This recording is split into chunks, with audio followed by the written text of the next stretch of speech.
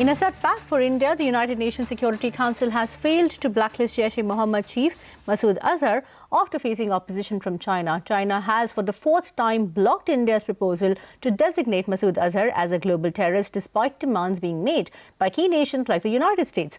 Blacklisting the Jaish chief would have put strict restrictions on Azhar, including freezing his assets. Let's go across to Parikshit Luthra, who has been tracking this very closely, and he's joining in with the details. Parikshit, China clearly snubbing India at the UNSC. Going forward, what options does India have now?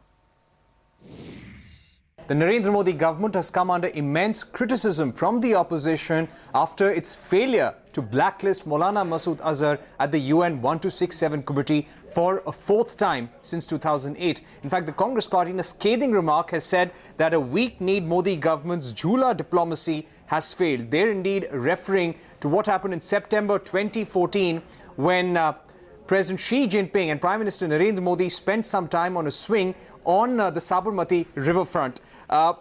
China, in fact, has defended this move, saying that it needs more time. And we must emphasize here that this is the fourth time they're putting a hold on India's proposal to blacklist Maulana Masood Azhar. They continue to say that this is an issue that needs thorough and in-depth assessment, and action taken at the UNSC will allow relevant countries to engage in dialogue and prevent adding more complicated factors in regional peace and security. So China once again coming to the rescue of their all-weather friend and iron partner, Pakistan. India has of course said that it is disappointed by the move. It did not name China in its statement, but said that there was one country which put a technical hold on the proposal to blacklist Maulana Masood Azhar. India also said in its statement that it will continue to use all available avenues to bring the perpetrators of terror attacks in India to book. It will continue working towards getting Maulana Masood Azhar blacklisted as well. India also thanked the international community for the kind of support that they had received. Remember, there were more than 10 co-sponsors. Almost all the P5 countries had supported India. The US had taken up the matter with China as well. In fact, the US today has put out a very strong statement saying that China's move to hold the listing is inconsistent with its own stated goals of combating terror, and this may impact regional peace and security as well. So the pressure is building up on China, but China continues to defend Pakistan as well. This is definitely a setback for Indian diplomats who have been lobbying very hard after the Pulwama attack to blacklist Maulana Masood Azhar and make sure that there is a travel ban on him and a ban on his assets as well. UN Security Council आज सबसे निष्प्रभावी संस्था, non effective, ineffective, और आज world जिस turmoil में है, चारों तरफ विश्व उबल रहा है, मौन साधे बैठी है सिक्योरिटी काउंसिल, कुछ नहीं कर पा रही, क्योंकि वो जियो पॉलिटिकल रियलिटी को रिफ्लेक्ट ही नहीं करती। अब भारत वहां नहीं है। जिस समय यूएन बना था भारत तो आजाद भी नहीं था, कैसे हम होते वहां? अफ्रीका के देश आजाद ही नहीं थे, कैसे होते वहां? तो उस समय की बनी हुई यूनाइटेड नेशंस की ये सिक्योरिटी काउंसिल क्या आज की जियोपॉलिटिक्स को रिफ्लेक्ट कर सकती है? क्या इनका निदान कर सकती है? समस्या का निराकरण कर सकती है? China wants economic control in Pakistan. That's Finance Minister Arun Jaitley's prognosis. In a conversation with CNN News 18's Maria Shakil, Jaitley drew a parallel between China and Pakistan's relationship to the colonial rule in India. Here is that interesting excerpt from the interview. UN security council का प्रश्न है, सभी members एक आवाज में बोले China का यह पुराना स्टैंड था, यूपीए सरकार के दौरान भी चाइना का यही स्टैंड था, हमारी सरकार के दौरान भी था। मैं मानता हूं कि उनके अपने कारण होंगे और वो कारण उनके जो हैं, अगर मैं उसका विश्लेषण करूं कि उसमें आतंक पे पाकिस्तान की सहायता कर देना इस परिस्थिति में, और पाकिस्तान के ऊपर जो अपना आर्थिक नियंत्रण बनाना है, इकोनॉमिक कंट्रोल, क्योंकि पाकिस्तान के अर्थशास्त्रियों के आप लेख पढ़िए जो वहां के मीडिया में आ रहे हैं कि सब का और ये जो बेल्ट एंड रोड इनिशिएटिव है चाइना का, ये जो सीपैक है, उसका असर पाकिस्तान के ऊपर क्या रहेगा बाद में, और पाकिस्तान कितने बड़े डेट ट्रैप में आएगा, वो सब लिख रहे हैं।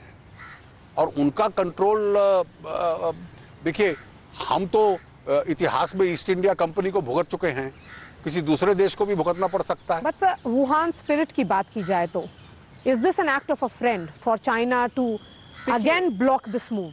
देखिए, this is not, we have our own issues with China. We have several areas of agreement. We have several areas of cooperation. We have an ongoing relationship with them.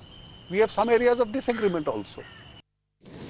Meanwhile, opposition parties are accusing Prime Minister Modi of succumbing to China on the issue of blacklisting Masood Azhar. Here is what Kapil Sibal of the Congress and Aswaddin Owaisi of the IMIM had to say. According to me, in fact, this Prime Minister is the weakest that we have seen, because he does nothing. So many attacks took place, and all that we get is bhashan and extravaganza. But what I am asking is, where are those? Remember Sushma Swaraj, when in opposition, she used to say that if 2 of our Jawans' heads are cut, we will bring 6 back. So where are the 6? We want 36. Where are those? This is a failure of Narendra Modi's Jhula diplomacy, and this Jhula diplomacy is so fantastic that China refuses to cooperate in blacklisting this terrorist, whereas we as a country, we have placed an order of nearly 639 crores for bulletproof vests for our army from China. And here's the latest in the Rafale hearing. The Supreme Court has observed that file notings have lost the sanctity they once enjoyed after the government argued that privileged documents have been produced through theft, rebutting the government's argument that under the RTI Act, there is a bar on disclosing information that harms sovereignty, security and integrity of the country. The Apex Court also observed that under RTI, the government is bound to disclose information, corruption and human rights violation. Shireen Bhan is here with more details on the hearing that's underway. Shireen, over to you. Thanks very much. Joining us now to discuss this further, Wajahat Habibullah, the former Chief Information Commissioner, Anjali Bhardwaj, co-convener at the National Campaign for People Rights and Information, and Senior Advocate Majid Memon. Gentlemen, and Anjali, appreciate you joining us here on the program. Mr. Habibullah, if I could start by asking you, sir, and I don't want to get into the merits of what was discussed with respect to the Rafale matter, but I want to ask you for your comments on what you make of the Supreme Court's observations when it comes to the Right to Information Act. The Attorney General arguing, saying that leaked papers are not even entitled to be made available under the RTI or under Freedom to Know, but the Supreme Court rebutting the Attorney General's arguments and saying that even under the RTI, the government is bound to disclose information on corruption and even human rights violations as well. Also going on to say that the framers of the RTI brought about a revolution even ahead of Western countries. So big sort of boost there, sir, as far as the Right to Information Act is concerned?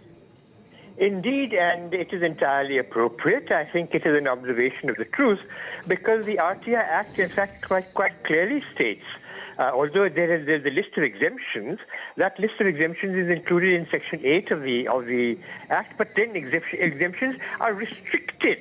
They're not expanded through that clause. They're restricted through that clause. Therefore, in principle, what does the RTI Act do? It has changed the whole paradigm of governance from one in which information is held in trust by the government and therefore never disclosed, which was what we were in our training period taught.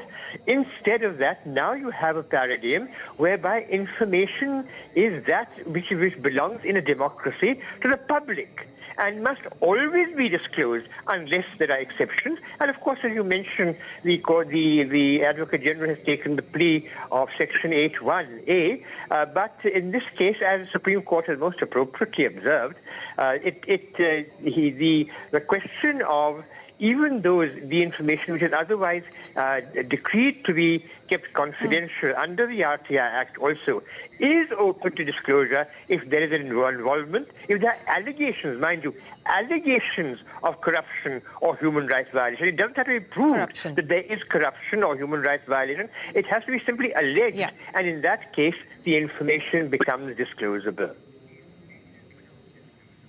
Absolutely, and that is what the Supreme Court has observed. Majid Menon, if I could come to you, because the petitioners and Prashant Bhushan in court are arguing today, saying that it is a settled principle in law that in public interest disclosure outweighs the concerns over national security, and hence these documents need to be disclosed. The government's argument via the Attorney General has been that this will in fact impact the sovereignty, the security and the integrity of the country. What do you make of the arguments? The matter now is reserved. The Supreme Court has reserved its orders. But what do you make of the arguments and what that means in terms of transparency in public life and government functioning? I think the Supreme Court has, in an absolute clear expression, turned down the request of Attorney General. And unfortunately, I'm sorry to say, it's the highest office of the first law officer representing the government of India, that he has made himself a laughing stock of the country. What stand he has been taking from day one. Earlier, a sealed cover was handed over by him, which contained information. That information was found to be misleading. That information was found to be factually incorrect. Now they wanted, then of course this petition had to be filed only because the conclusions based by the Supreme Court in Rafale judgment, on which all eyes were set, the whole nation was anxiously awaiting, was based upon that particular information which was wrongly furnished. And that is how the matter is being reheard now. And then when the matter is second time coming before Supreme Court, initially Attorney General says that these sensitive documents were stolen from the Defense Ministry, which itself is a very shocking revelation. It speaks so poorly of our Defense Ministry that important documents could be stolen. Then 2 days thereafter, he takes a they've changed that, sir. Yeah, they've changed that. We come to today's position. Now Supreme Court has given a slap to the government of India that you can't hide your misadventures and misdeeds under the national security. If a matter relates to national importance, to public money, public interest, then RTI can be extended to securing such information. Even threats were given to NRAM for prosecution for having published those 2 documents or 3 documents. Now today Supreme Court has said that he was absolutely within his rights in publishing that, and now the government, the ball is in the court of the government now to explain what turns out from the contents of those publications, which puts Modi government into a dock. Yes, we will still have to wait to see what the court has decided, because remember, this order is currently reserved. And yesterday in its affidavit, as was being pointed out there by senior advocate Majid Menon, the government had argued that it was not stolen documents but photocopied documents, but nevertheless they had sought action under the penal code, even for the fact that these sensitive documents they alleged had been photocopied and hence also been made public. Anjali Bhardwaj, once again I come back to the larger issue about transparency of government functioning, given what the Supreme Court has observed with respect to the Right to Information Act. And I know that you've been fighting a battle over the last few years, especially when it comes to keeping the RTI alive and well. Absolutely, Shireen. I think that it's a very, very welcome observation from the Supreme Court. After all, the Supreme Court, let's remember, is the one that has actually declared the right to information to be a fundamental right flowing from the Constitution of India. And I think there are 2 things which are worth remembering here. One is that the documents that the AG is talking about are actually documents that are already in the public domain. information. Now, to expect the Supreme Court to not look at those documents is absolutely absurd from any point of view. It's like saying that there are documents that are out there which show certain malpractice or corruption, etc., but the court should just close its eyes to those documents. After all, they're already in the public domain. They've been published by newspapers. Potentially, they're there with every citizen of this country today. Now, as far as unauthorized copies of those documents being obtained, that question is concerned, the government has the right to go ahead and investigate how that happened and take appropriate action. I don't think that till now, even a single FIR, or at least it's not in the public domain, that it has been filed for, these unauthorized leaking of these documents. No, the government affidavit yesterday says that an internal investigation was launched on the 28th of February, but they do not talk about, the affidavit does not talk about an FIR. Absolutely. So to my mind, this is a very, very clear attempt to obfuscate matters, to say that, look, don't look at these incriminating documents because these are secrets and they have been, leaked in an unauthorized manner. I think that's obfuscating matters. And in any case, like Mr. Habibullah mentioned, the right to information law is very clear. File notings, any other kind of information that the government holds can be accessed by citizens. Technically, any citizen of the country could file an RTI application today asking for exactly these documents. And yes, there are exemptions under Section 8, including 8(1)A, which the government is talking about.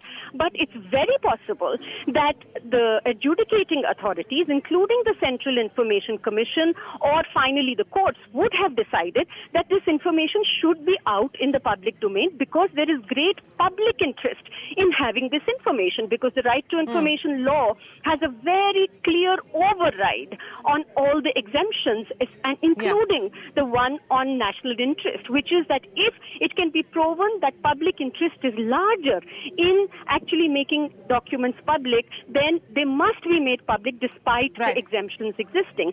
So I think that it's a very welcome, observation, and the courts, the way the courts have looked at it today, and it really upholds people's fundamental right to information. Mr. Habibullah, I'll give you the final comments because just to take what Anjali Bhardwaj was saying forward, the Supreme Court has also observed today that various Supreme Court judgments believe that file notings have lost the sanctity that they once enjoyed. But just to bring up the point of what Mr. Memon was talking about the sealed cover jurisprudence, which has also raised many questions, and how that you can reconcile that with what the court is upholding to be the case, or the principles that ensure that transparency is paramount via the Right to Information Act. How does that then reconcile with this business of sealed cover jurisprudence? Well, sealed cover jurisprudence and this particular ruling of the court, and of course the RTI Act, are entirely reconcilable, because the objective of the RTI Act is to bring about better governance. Now, that recognizes the fact that there's certain information which is not disclosable, and that is why you have, as I said, it's restricted, but it is there. There's a second schedule to the RTI Act, the schedule, second schedule, which lists certain departments where information is not disclosable, and it also there's also, as Anjali Bhardwaj and others have mentioned, there's Section 8, which provides exemption for certain types of information from disclosure. But as Anjali had also said, there's an overriding principle of public interest, in which case public interest overrides even the Official Secrets Act.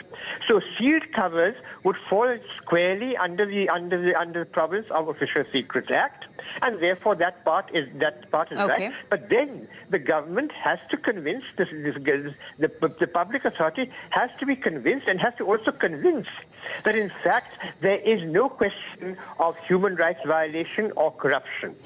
And if that is the allegation raised, then in that case, this has to be this becomes disclosable. So it's not that the two principles are irreconcilable. The two principles go together, but the objective is very, very, very clear and incisive, and that is the free and overriding play of democracy in our system. Wajahat Habibullah, Anjali Bhardwaj and Majid Memon, appreciate you joining us here on what has been an important day in the Supreme Court when it comes to upholding the Right to Information Act, which hopes and which citizens hope will provide better governance. Thanks very much for your time. Appreciate your thoughts here. Nifty and Sensex ended absolutely flat but managed to extend their winning streak to 4 days. The Nifty is now above 11,300 while the Sensex is comfortably above the 37,700 mark. Broader markets were in line with the benchmark indices. The Bank Nifty ended at a record close but came off its intraday lifetime highs of over 29,000. The mid-caps also closed mildly in the green. Meanwhile, American plane maker Boeing has grounded its entire global fleet of 737 MAX aircraft, calling the move an act of caution. Boeing's move to suspend 737 MAX operations comes after the US President Donald Trump ordered grounding of Boeing's 737 MAX jets after investigations revealed the track of its ill-fated Ethiopian airline flight was very closed and behaved very similar to the Lion Air crash last year. Speaking to reporters, the US President said that the move was more precautionary than mandatory. We all agree that this was the right decision to make. Didn't have to be made, but we thought it was the right decision to make. Okay. President, are you confident the FAA acted quickly enough? Oh, they acted very quickly, yeah. And we acted also very fact-based and very much working with other countries and with the airlines. And with that, it's time to wrap up this edition of After the Bell. Thank you for watching. Stay tuned to CNBC TV18. Markets Today Talkback is up next.